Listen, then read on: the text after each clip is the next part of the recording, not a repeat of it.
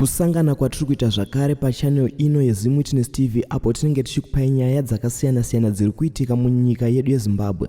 Uye kana kari kekutanga kusvika pano, ndinokumbira ungobaya button rekusubscribe, then turn on the notification bell kuitira kuti usarasikirwe nenyaya dzatenge tichiposta pano, uye usakanganwe kulike, kushare, izvo zvinobatsira kuti video redu ringe rinosvika kure. Mweya wemasuicide wafamba munyika zvekuti tikatarisa kubva muna January nyaya dzatasangana nadzo dzesuicide dzawandisa. So nhasi nyaya yandauya nayo inyaya yemukomana wekunoton anonzi iye Takudzwa Zvoushe, ari kufungidzirwa iye kuti akakomita suicide mumota yerudzi rweHonda Fit nemusi weMonday 4 March 2024 pedyo neLidet mumugwagwa unobatanidza Norton nemurombedzi. Takudzwa aiita basa rekudhiraivha motikari dzinotakura vanhu idzo dzinoshevedzwa kuti mushikashika. Takudzwa ari kunzi iye akawanikwa akagara kupassenger seat kwemota yaaidhiraivha akasungwa muhuro netambo, asi mutsoka aiva asina shangu. Shangu dzaiva dziri kurutivi rwadhiraivha pamwe chete nefoni yake iyo yakazoshandiswa kufonera vanomuziva nezvechiitiko ichi. Zviri kunzi izvo Takudzwa Zvoushe ainge ave nenguva yakati rebei asina kuenda kunokesha muridzi wemota yake sezvo aishanda sataxi driver. Mubvunzo yevazhinji iri kuti iyo munhu anozvisungirira mumota sei, nekuti mukatarisa Honda Fit imota diki kwazvo